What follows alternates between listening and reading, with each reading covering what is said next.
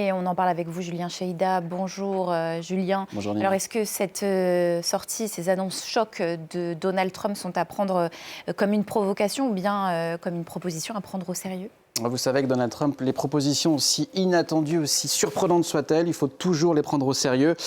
Ce qu'il a dit, c'est que le territoire n'est plus habitable. C'est vrai, le territoire de Gaza n'est plus habitable. Pas d'eau, pas d'électricité. Plus de 50 millions de tonnes de gravats à dégager. Selon l'envoyé spécial de Donald Trump au Moyen-Orient, Steve Witkoff, eh bien, il faudrait au minimum 10 à 15 ans pour rendre le territoire à nouveau habitable. La question, c'est pour qui ? Pour les Palestiniens ou pour d'autres. En tout cas, ce n'est pas pour les Palestiniens. C'est ce qu'a dit hier clairement Donald Trump avec ce rêve, dit-il, cet objectif. On se demande si c'est le président ou l'homme d'affaires qui a parlé hier, ce rêve de faire de la bande de Gaza la nouvelle Côte d'Azur du Moyen-Orient. Tout cela paraît un peu farfelu. C'est le discours de plusieurs journalistes qui ont assisté hier à cette conférence de presse. Mais on évoque quand même le départ forcé de plus de 2 millions de Gazaouis hors de leur terre d'origine, c'est ce qu'on vient de voir dans le reportage à l'instant. Et pour aller où ? En Égypte, en Jordanie, proposition formulée par Donald Trump il y a déjà une dizaine de jours. Proposition rejetée rapidement par les deux pays intéressés. Et hier, Donald Trump a réitéré. Ils ont dit non une fois, mais je vous dis qu'ils finiront par accepter. Ça, c'est ce qu'a dit Donald Trump devant donc ces journalistes extrêmement stupéfaits hier soir. Juste une déclaration pour vous donner un peu l'ambiance à Washington. Déclaration de la seule élue palestino-américaine au Congrès américain. Elle est démocrate, elle s'appelle Rashida Tlaib, élue du Michigan, où il y a une forte communauté arabo-américaine.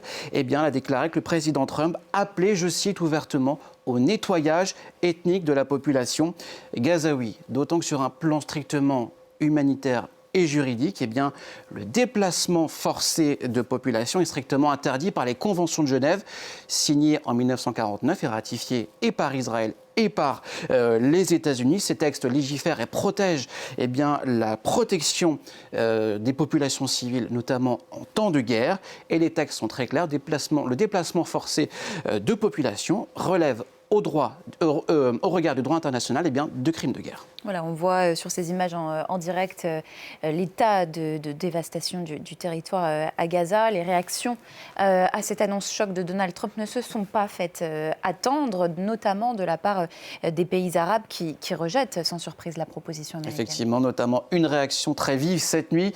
Elle vient de Riyad en Arabie Saoudite qui a répondu à une déclaration de Benjamin Netanyahou hier lors de cette conférence de presse. Eh bien, qu'un accord serait bientôt trouvé, un accord sur la normalisation des relations entre Israël et l'Arabie Saoudite. Réponse sèche et directe de Riyad.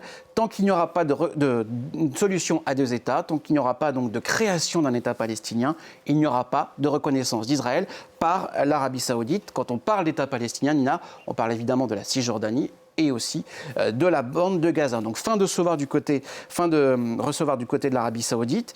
Donald Trump pense peut-être qu'il peut s'appuyer sur son dernier grand succès diplomatique. Ça date de fin 2020, lorsqu'il avait réussi à faire signer les accords d'Abraham qui stipulaient la reconnaissance mutuelle entre la reconnaissance de plusieurs États arabes, les Émirats arabes unis, le Soudan et aussi le Maroc qui reconnaissaient tous les trois l'existence d'Israël. Peut-être que Donald Trump voulait entre guillemets surfer sur cette vague-là. En 2023, Riyad et Tel Aviv discutaient aussi d'un texte pouvant stipuler sur la reconnaissance de Riyad de l'État d'Israël par l'Arabie Saoudite. Mais tout ça, c'était avant le 7 octobre. Depuis, c'est terminé. L'Arabie Saoudite ne veut plus en entendre parler. Et puis, il y a aussi la question juridique. Donald Trump n'a pas de mandat de l'ONU aujourd'hui pour s'emparer comme ça d'un territoire qui n'est pas un territoire américain. Il y a un siècle, l'exemple, juste pour vous faire un petit peu d'histoire très rapidement, à la fin de la Seconde Guerre mondiale, la France et la Grande-Bretagne s'étaient chacun partagé le Proche-Orient, avec par exemple le protectorat libanais pour la France, et la Palestine pour la Grande-Bretagne. Mais ça, c'était il y a un siècle. Ce qu'on a fait il y a un siècle ne se fait plus aujourd'hui. Il y a beaucoup d'histoire qui est passée par là, mais on sait que depuis son retour à la Maison-Blanche, Donald Trump ne cache pas ce qu'on appelle aujourd'hui ses visées impérialistes sur certains territoires. Des visées impérialistes, on a parlé du canal de Panama, du Groenland et maintenant de Gaza. Heureusement pour l'instant, Donald Trump, ces visées sont empêchées par le droit international. Julien Cheïda, merci.